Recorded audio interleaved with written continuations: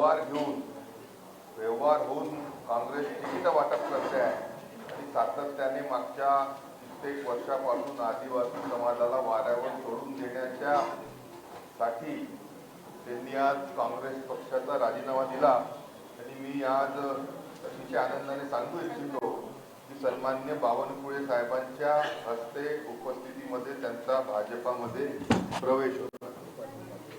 मी विनंती करतो बावनकुळे साहेबांना की त्यांनी त्यांचं पक्षामध्ये स्वागत करावं।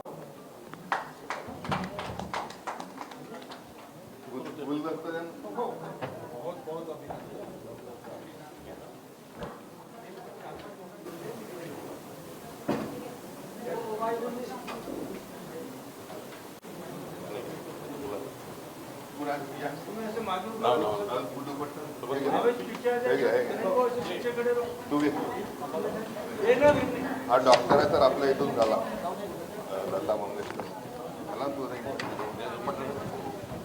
बाकीचे लोक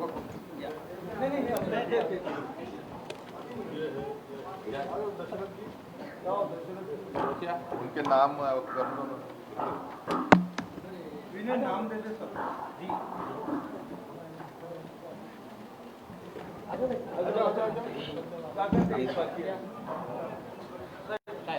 एक बाकी करून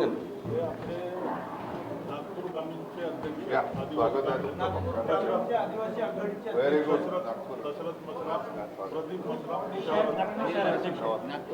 बहुत बढ़िया बस आया बैठो बैठो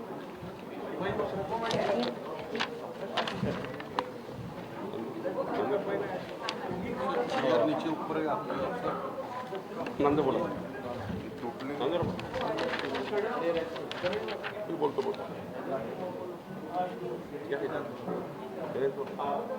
आज या ठिकाणी उपस्थित असलेले जेवढे या पत्रकार परिषदेसाठी उपस्थित असलेले महाराष्ट्र भारतीय जनता पक्षाचे प्रदेशाध्यक्ष आदरणीय बावनकुळे साहेब, या मंचावर उपस्थित असलेले चिमूरचे आमदार आदरणीय किर्तीकुमार बांगडे साहेब, या ठिकाणी उपस्थित असलेले माजी आमदार आदरणीय देशमुख साहेब आणि आमच्या आदिवासी काँग्रेसचे नागपूर शहरचे अध्यक्ष प्रदीपजी मसराम, ग्रामीणचे नागपूर आदिवासी काँग्रेसचे अध्यक्ष दशरथजी मसराम, अनिलजी मरसकोले आणि उपस्थित संपूर्ण पत्रकार बंधूंनो, मी महाराष्ट्र प्रदेश आदिवासी काँग्रेसचा प्रदेश अध्यक्ष आणि या पदाच्या माध्यमातून मी पूर्ण महाराष्ट्रामध्ये आदिवासी समाजाला काँग्रेस पक्षाशी जोडण्याचा प्रयत्न केला। काही प्रमाणात मी यशस्वी झालो आणि आदिवासीसाठी राखीव असलेलं गडचिरोली चिमूर हा लोकसभा क्षेत्र हा मानव विकासाच्या निर्देशांकाच्या बाबतीमध्ये अतिशय मागासलेला दुर्गम आकांक्षित मतदारसंघ म्हणून ओळखला जातो। त्या ठिकाणी मी मागच्या 2014 मध्ये वातावरण काँग्रेस पक्षाच्या विरोधात असताना सुद्धा पक्षाने जबाबदारी दिली, मी लढवली, 3 लाख मतं मला मिळाली। पुन्हा 19ला सुद्धा मी ती लोकसभा लढवली। त्या 5 वर्षाच्या काळामध्ये मी काम केलं जिल्हाध्यक्ष म्हणून आणि 1,42,442 मतं ही 14 पेक्षा 19ला जास्त मिळाली। आणि त्यानंतर सुद्धा मला 14 मध्ये लोकसभा लढवल्यानंतर मी सिटिंग MLA असताना सुद्धा मला विधानसभेची सीट दिली नाही। महाराष्ट्रातील सगळे लोक पडले, फक्त 2घेच निवडून आले, बाकी जे पडले होते त्यांना विधानसभेची दिली, मला दिली नाही। तरी मी कुठल्याच प्रकारचा काही रोष व्यक्त केला नाही, सतत काम करत 19ला सुद्धा 1,42,000चं मताधिक्य वाढल्यानंतर सुद्धा त्या ठिकाणी विधानसभेची मला तिकीट दिली नाही। नाना पटोले साहेब सारखे पडले, अशोकराव चव्हाण साहेब पडले, सुशीलकुमार शिंदे साहेब पडले, त्यांना विधानसभेची तिकीट दिली पण मला दिली नाही। आणि 14 आणि 19च्या विधानसभेमध्ये बाहेर क्षेत्रातील महिला उमेदवार दोन्ही त्यांना दिलं आणि त्या बाहेरच्या असल्यामुळे पराभूत झालं, त्या झाल्या। त्यानंतर मी सतत काम करत राहिलो ना। आता जे लोकसभा क्षेत्र आहे त्याच्यामध्ये वातावरण अतिशय चांगलं असताना, फेवरेबल असताना, आता फक्त बाहेर जिल्ह्यातील जो काही उमेदवार आहेत त्यांनी त्या ठिकाणी दिलं. तर आमचं म्हणणं हेच होतं की आम्ही इथं काम करायचो, आम्ही स्थानिक आहोत, आमचे प्रश्न आम्हाला माहीत आहे, आम्हाला ते प्रश्न सोडवायचे आहेत. अशी मेहनत करत असताना सुद्धा तुम्ही फक्त बाहेरवाल्यांकडे पैसे जास्त आहेत, तुमच्याकडे पैसे नाही म्हणून जर उमेदवारी तुम्ही आम्हाला देत नसाल तर हा कुठेतरी काँग्रेसमध्ये जो गोरगरीब माणूस कार्यकर्ता स्वतःच्या पैशांनी काम करतो आहे, पक्ष वाढवण्याचं काम करतो आहे, त्याच्यावर हा अन्याय आहे. हा अन्यायाच्या विरोधामध्ये म्हणून आम्ही जर प्रदेश अध्यक्ष आदिवासी काँग्रेसचं याला जर न्याय मिळू शकत नसेल काँग्रेसमध्ये, तर सर्वसामान्य आदिवासींना मी काय न्याय देऊ शकू. म्हणून या सगळ्या बाबीचा विचार करून मी आज प्रदेश आदिवासी काँग्रेसच्या अध्यक्षपदाचा राजीनामा दिलेला आहे. आणि मला जे योग्य प्रकारचं वाटेल कार्यकर्त्यांसोबत चर्चा केलेली आहे. जी लोक आम्हाला संधी देतील, विकास करण्याची संधी देतील, आज त्या भागामध्ये मोठ्या प्रमाणामध्ये गरिबी आहे, बाकीचे वेगवेगळे प्रश्न आहेत आणि त्यामुळे जो पक्ष आम्हाला ती संधी देईल त्या पक्षामध्ये आम्ही काम करण्याचं ठरवलं. सोबतच संपूर्ण महाराष्ट्रातील आदिवासी काँग्रेसचे जे जिल्हाध्यक्ष आहेत त्यांना आदिवासी काँग्रेसच्या लोकांना जिल्हा काँग्रेस कमिटीचे लोक कधीही महत्त्व देत नाही, त्यांना विचारत नाही. ते फक्त आदिवासी लोक आमच्या पाठीमागे येत राहतील अशा प्रकारची भूमिका हे घेत असतात आणि म्हणून त्या ठिकाणी आम्हाला न्याय मिळावा. आम्ही सुद्धा या लोकशाही प्रवाहामध्ये येऊन आमचा विकास आम्ही साधावं, आमचं कोणीतरी कॉग्निझन्स घ्यावं, आमचं तेवढंच सहभाग. आज या विदर्भामध्ये 10 लोकसभा क्षेत्रामध्ये 24 लाख आदिवासीची लोकसंख्या. या 24 लाख आदिवासी लोकसंख्यामध्ये जे मेजॉरिटी कास्ट आहेत त्याच्यातले त्या लोकांना डावलून ते वेगळ्या प्रकारचं एक उमेदवारी दिली. त्यामुळे आम्हाला न्याय मिळाला नाही आणि म्हणून आम्ही या पक्षाचा राजीनामा. आणि आज आदरणीय देवेंद्रजी फडणवीस साहेब, बावनकुळे साहेब यांच्याशी चर्चा झाली. त्यांनी म्हटलं की आम्ही खंबीरपणे तुमच्या गडचिरोली जिल्ह्याच्या विकासासाठी आपल्या पाठीमागे राहू. आदरणीय देशामध्ये मोदीजीच्या नेतृत्वामध्ये विकासाचं एक मॉडेल तयार झालेलं आहे. त्यांच्या माध्यमातून केंद्रामधील सरकार आणि राज्यामधील सरकार यांच्यामधून गडचिरोली जिल्ह्याच्या विकासासाठी आम्ही समोर सहकार्य करू अशा प्रकारचं वचन दिलेलं आहे आणि त्यामुळे आज मी या ठिकाणी भारतीय जनता पक्षामध्ये प्रवेश केला. नाही, मला तिकिटाची अपेक्षा नाही. संधी काम करण्यात आम्हाला बिना पदानी सुद्धा काम करता येतं, सरकारच्या माध्यमातून काम करता येतं. कांग्रेस में ऐसे काम क्यों नहीं किया? कांग्रेस की सरकार नहीं है, केंद्र में नहीं है, राज्य में नहीं है, आने के कोई आसार नहीं है. किस बलबूते पे हम वहाँ पे, अभी 10 साल से हम वहाँ पे है, ये कर रहे हैं, कोई मौका ही नहीं. तो ऐसे परिस्थिति में हम क्या करें? फिर टिकट क्यों मांग रहे थे? टिकट मांग रहे थे, हमको मौका मिला कर. जब कांग्रेस ने कार्य नहीं किया है हाँ. फिर आप टिकट क्यों मांग रहे थे? आपको टिकट नहीं मिली इसलिए आपने बीजेपी ज्वाइन किया? नहीं, हम विकास के लिए टिकट मांग रहे थे. शायद हमें टिकट देते, हम चुन के आते थे लोकसभा में, उस समस्याओं का हम उजागर करते और उसके माध्यम से उस क्षेत्र का विकास में हम योगदान देते. इसके लिए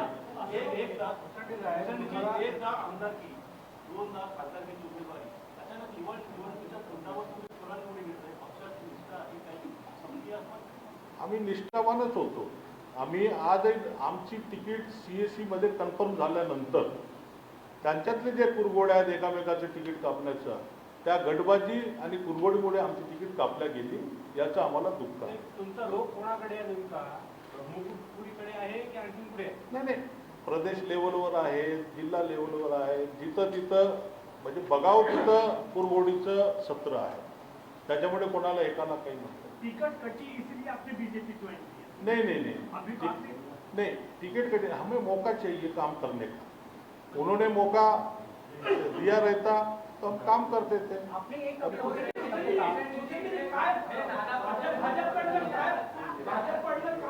करण्यात आलं, तुमची जबाबदारी तुम्हाला मिळणार आहे आणि या सगळ्या भूमिका कोणाची महत्त्वाची होती? आम्हाला दुःख एवढं वाटतं जेव्हा आमचा आदिवासी माणूस एखादा मुलगा मरण पावला त्याला मोटरसायकलवर घरापर्यंत डेड बॉडी न्यावं लागतं, त्याचं दुःख आम्हाला होतं. हे ते चित्र तिथं आहे. ते चित्र बदलवण्याची संधी आम्हाला भारतीय जनता पक्षाच्या माध्यमातून मिळण्याचं शब्द दिलेला, आश्वासन दिलं.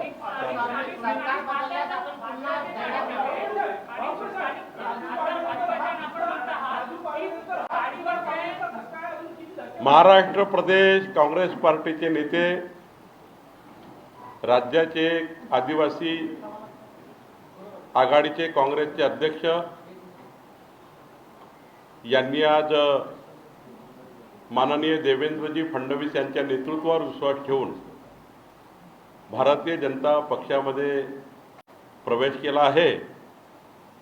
मी नामदेव उसंडीजी आणि त्यांच्यासोबतचे 22 राज्याचे जिल्हाध्यक्ष, 22 जिल्ह्याचे आदिवासी आघाडीचे काँग्रेसचे अध्यक्ष यांचाही त्यांनी माझ्याकडे आज पक्षप्रवेशाकरता विनंती केली आहे. नामदेव उसंडीजी यांचा पक्षप्रवेश झाला असं मी जाहीर करतो. आणि हे करतानाच जेव्हा रामदेव उसंडीजी देवेंद्रजी यांनी मला भेटले,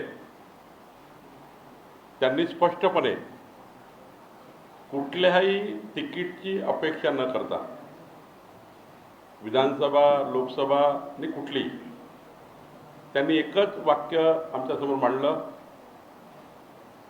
मोदीजींनी गॅरंटी घेतली आहे विकसित भारताची. मोदीजींच्या विकसित भारताच्या गॅरंटीवर आणि आदिवासी समाजामध्ये न्याय मिळवून देण्याकरता मोदीजी ज्या पद्धतीने काम करतायत,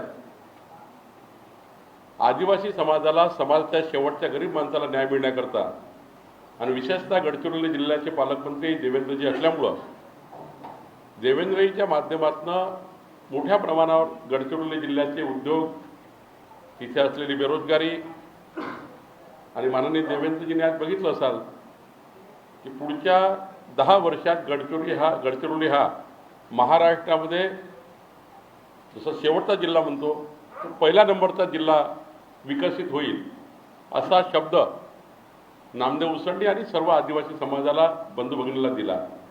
नामदेव उसंडीने मला हेही म्हटलं, सांगताना ते राहून गेलं, की माननीय प्रधानमंत्री मोदीजींनी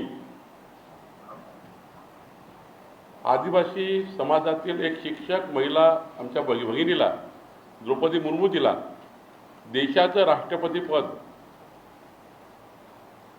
आणि त्या पदावर बसवण्याकरता मुख्य भूमिका माननीय मोदीजींनी त्या ठिकाणी केली. आणि त्यामुळं तोही एक आदिवासी समाजामध्ये एक सकारात्मकता त्या ठिकाणी आहे, आणि त्यामुळं मोठ्या प्रमाणावर पक्षप्रवेश होत आहे. आपण बघितलं असाल, राहुल गांधीची भारत जोडो यात्रा सुरू झाली. नंदुरबारमध्ये जेव्हा आली तेव्हा नंदुरबारचे 5 वेळा आमदार असलेले, तिथले पालकमंत्री असलेले, मंत्री असलेले पद्माकर वडवी यांचा भाजपमध्ये पक्षप्रवेश झाला. आज आदिवासी समाजातले मोठे नेते, ज्या विदर्भामध्ये, पूर्व विदर्भामध्ये समाजाच्या घराघरापर्यंत त्यांचा कनेक्ट आहे, असे नामदेव उसंडीचे आज पक्षप्रवेश करत आहे. काँग्रेसची हालत तर इतकी खराब झाली आहे, सिटिंग आमदार काँग्रेस पक्ष सोडून शिवसेनेत गेले आहेत. खरं तर आत्मपरीक्षणाची गरज आहे केंद्रीय काँग्रेसच्या नेतृत्वाला आणि राज्याच्या नेतृत्वाला.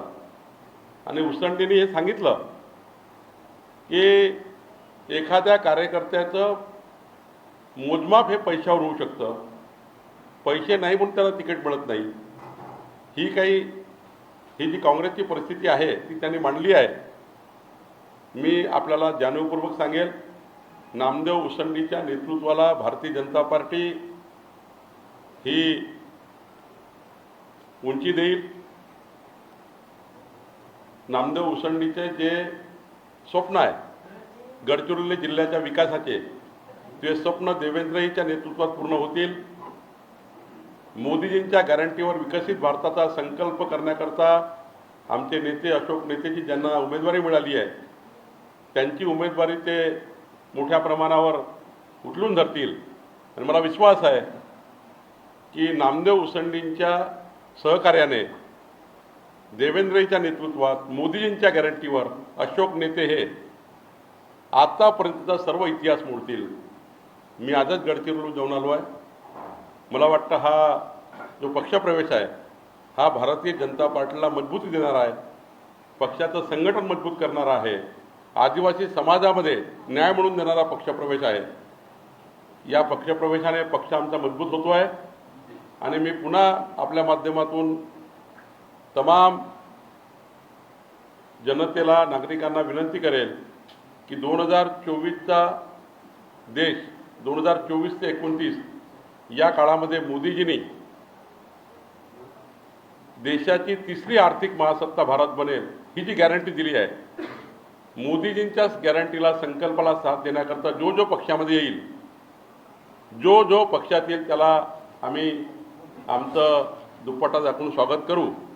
आणि या विकसित महाराष्ट्राकरता, विकसित भारताकरता सर्वांची साथ घेऊ. जेवढे जेवढे लोक आमच्याकडे येतील त्या सर्वांना आमच्या पक्षामध्ये योग्य स्थान देऊ, हे आपल्या माध्यमातून सांगतो आहे. माझा तुम्हाला एक प्रश्न आहे की आदिवासी के कहना है कि कांग्रेस के विधायक को, नागपुर के ग्रामीण के विधायक को आप लोग ने प्रलोभन देके दूसरी पार्टी में लिया और विधायकों को, नेताओं को प्रलोभन देके बीजेपी या शिवसेना में प्रवेश कराया जा रहा है, ऐसा कांग्रेस के प्रदेश अध्यक्ष ने आरोप लगाया. आणि सर्व तुमच्याकडे उमेदवार नाही, सर्व तुमच्या पक्षातले घेतलेले उमेदवार हिंदी में सर, ये हिंदी में असं एक आरोप. क्योंकि कहा गया है कि दूसरों की यहाँ से चीजें लाते और अपना घर सजाते और अपना कह के डिक्लेयर करते. प्रलोभन शब्द इस्तेमाल किया गया है. इस देश में विकसित भारत का संकल्प को साथ देने के लिए, मोदी जी को साथ देने के लिए पूरा देश खड़ा हो रहा है. और ऐसे में कांग्रेस पार्टी के विधायक रहे, जैसा राजू पारवे जी है, नामदेव उसेंडी जी पूर्व विधायक है, पद्मा करवड़वी जी जैसे पूर्व विधायक है, और आगे भी आएंगे, अशोक चौहान जी आए पार्टी में. देखिए, ये उनको आत्मपरीक्षण करना है. अपने जीवन जिन्होंने कांग्रेस में पूरा दिया, समर्पण किया है, ऐसे लोगों को नहीं संभाल पा रहे हैं. अगर नाना पटोले जी ठीक तरह से राजू पारवे को संभालते, ठीक तरह से नामदेव उसेंडी का सम्मान करते, ठीक तरह से पद्माकर वड़वी जैसे नेता का मान करते, अशोक चौहान जी को जिस प्रकार से क्रिटिसाइज किया गया है, ये उनकी गलती है. और हमारी पार्टी तो क्लियर है. हम तो जो पार्टी में आएंगे उनको हम लेंगे, क्योंकि हम सन्यासी तो है नहीं. हम राजनीति में काम करने वाले एक बड़े पार्टी के लोग हैं. जब राजनीति के बड़े पार्टी के लोग हैं तो हम, जब उसेंडी जी जैसे नेता हमको मिलते हैं और बोलते हैं कि मेरा जीवन मैं आदिवासी समाज के लिए आगे लेके जाना चाहता हूं, तो क्यों हम नहीं लेंगे. राजू पारवे जी अगर मुख्यमंत्री के पास जाते हैं, वो कहते हैं कि मेरे लोकसभा क्षेत्र के विकास के लिए आप मुझे भरोसा करिए, क्यों नहीं किया जाना चाहिए. हम तो सन्यासी नहीं है. भारतीय जनता पार्टी मजबूत करनी है, देश के विकास को आगे लेके जाना है, और मोदी जी की गारंटी ली है. तो मुझे लगता है उन्होंने खुद का आत्मपरीक्षण करना चाहिए. क्यों उनके लोग चले जा रहे हैं, क्यों लोग छोड़ रहे हैं, क्यों राहुल गांधी पर विश्वास नहीं हो रहा है, क्यों राहुल गांधी पिछले आगे के 2047 तक प्रधानमंत्री नहीं बन सकते. 2047 तक राहुल गांधी प्रधानमंत्री नहीं बन सकते. राहुल गांधी का नेतृत्व देश और महाराष्ट्र,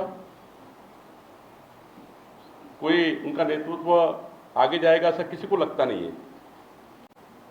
भारत जोड़ो यात्रा में कांग्रेस पार्टी रोज टूटते जा रही थी और भारतीय जनता पार्टी मजबूत होती जा रही थी. राहुल गांधी ओबीसी का अपमान करते हैं, राहुल गांधी आदिवासियों का अपमान करते हैं, राहुल गांधी स्वतंत्र वीर सावरकर का अपमान करते हैं, राहुल गांधी विकसित भारत की बात करते नहीं है, राहुल गांधी मोदी जी के खिलाफ ओनली बात करते हैं. हमारे कांग्रेस के नेता रोज क्रिटिसाइज करते हैं, विकास की बात करते नहीं है.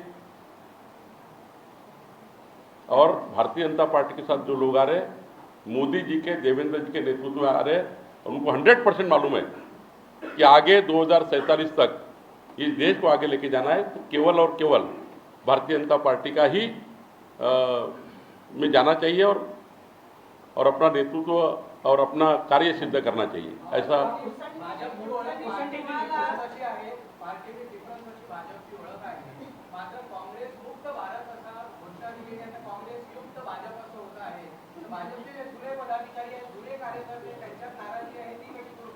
मी आपल्याला सांगतो की कोणीही कार्यकर्ता आमचा नाराज होत नाही.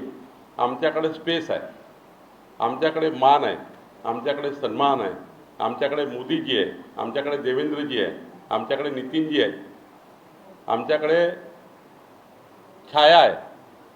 सर्वांना सोबत घेऊन घेण्याची भावना आहे, सर्व समाजाला सोबत देण्याची भावना आहे. आणि त्यामुळं अशोक चौहान से वैसा कोई भाजपा में नहीं था क्या? देखिए, उन्होंने इतना जीवन कांग्रेस पार्टी में देकर समाज की सेवा करने का प्रयास किया, और जब वो लेवल का नेतृत्व आता है, वो नेतृत्व को हम डाउन रखेंगे? ऐसा कैसे सोच सकते आप? 50-60 वर्षापासून ज्यांनी भाजपात काम केलं आहे त्या कार्यकर्त्यांना- भारतीय जनता पार्टी के कार्यकर्ताओं को ही न्याय मिला है, लेकिन अगर उस लेवल का नेतृत्व पार्टी में आता है तो उसका भी सम्मान करना चाहिए. ऐसा नहीं है, राजनीति में कोई पुराना नया नहीं होता है. राजनीति का अनुभव, राजनीति का समाज का आखिरी आदमी के लिए काम, यही महत्वपूर्ण होता है. नए पुराने की कोई भी बात पार्टी में नहीं होती है. नया कार्यकर्ता भी होगा. नामदेव उसेंडी भी आए, तो नामदेव उसेंडी के जीवन देखिए, आपने पढ़ा होगा. एक डॉक्टर व्यक्तिमत्व है, पूरा जीवन उन्होंने डॉक्टर छोड़ के समाज के लिए काम किया है. कितना बड़ा उनका एजुकेशन, उनका बेटा MBBS अभी पास अभी हुआ है. तो ऐसे लोग जब आते हैं तो ये समाज के लिए हितकारी होते हैं. संजय साहेब, माझा एक तुम्हाला एक प्रश्न आहे. तुम्ही आदिवासीचं नेतृत्व केलेलं आहे. संजय साहेब, तुम्ही अमरावतीमध्ये लवकरच उमेदवार जाहीर होईल आणि 4 तारखेला आम्ही अमरावतीचा नामांकन दाखल करणार आहोत. संजय साहेब, माझा एक तुम्हाला एक प्रश्न आहे.